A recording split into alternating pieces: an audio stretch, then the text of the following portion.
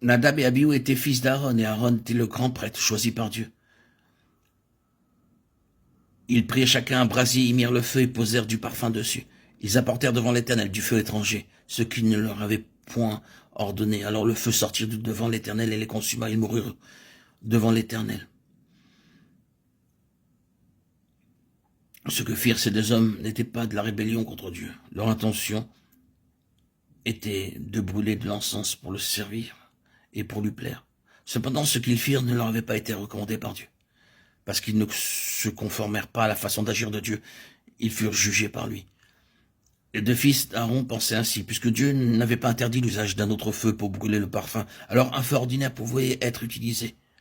Mais ils ne réalisaient pas que dans le service de Dieu, tout ce qui n'est pas spécifiquement ordonné par Dieu ne doit pas être fait par ses serviteurs. Ils étaient aveugles à l'égard des exigences divines. Dans le service du Seigneur, tout ce qu'il ne nous a pas ordonné est prohibé. C'est une erreur et c'est coupable d'agir autrement. Dieu consuma Nadab et Abihu par le feu parce qu'ils péchèrent par présomption. Il ne les épargna pas, bien qu'ils soient fils d'Aaron et désignés pour être sacrificateurs. Ils n'avaient ni commis d'adultère ni dérobé comme le firent les sacrificateurs, fils d'Élie. Ils ne s'étaient pas rébellés contre un ordre précis de Dieu en faisant ce qui était interdit. Ils désiraient particulièrement servir le Seigneur et lui plaire. C'est pourquoi ils prirent chacun leur encensoir et mirent du feu étranger sur le parfum, pensant qu'ils obtiendraient de la faveur du Seigneur en agissant ainsi. Bien que leur intention soit bonne, ils servaient toutefois Dieu selon leurs pensées. Ils firent ce qui ne leur avait pas demandé, quelque chose en dehors de sa volonté. Un tel acte offensa Dieu.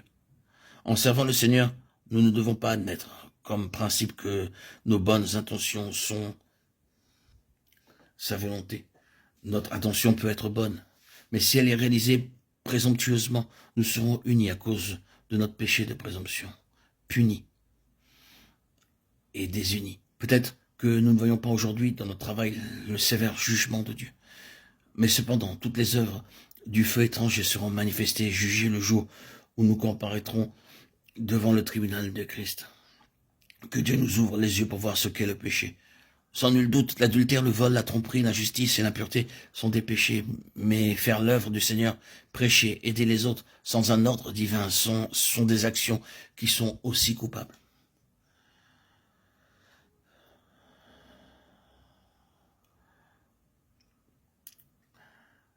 Dieu jugera ses péchés de présomption. Tout ce qui est fait sans son ordre, c'est servir avec du feu étranger, donc une abomination devant Dieu.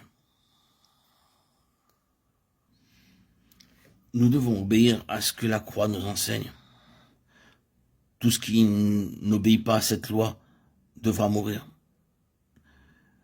Car la croix, c'est lorsque notre vie propre est mise à mort. C'est aussi lorsque nous laissons vivre Christ. Et alors ceci est en accord avec Galates 2:20. Je suis crucifié avec Christ et je ne vis plus, moi, mais Christ vit en moi.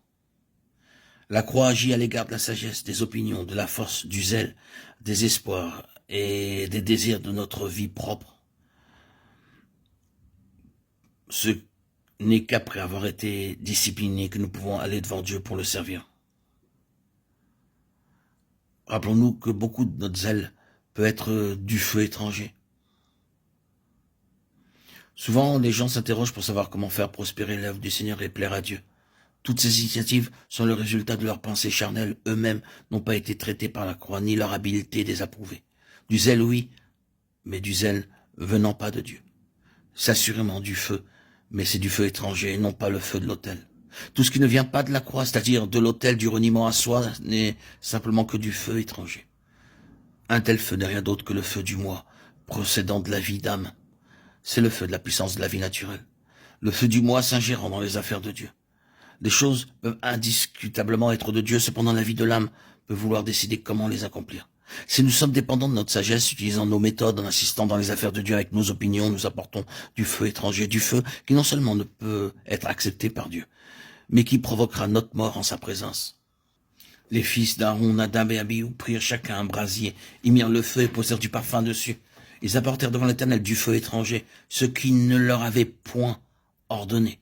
Alors, le feu sortit de devant l'Éternel et les consuma. Ils moururent devant l'Éternel.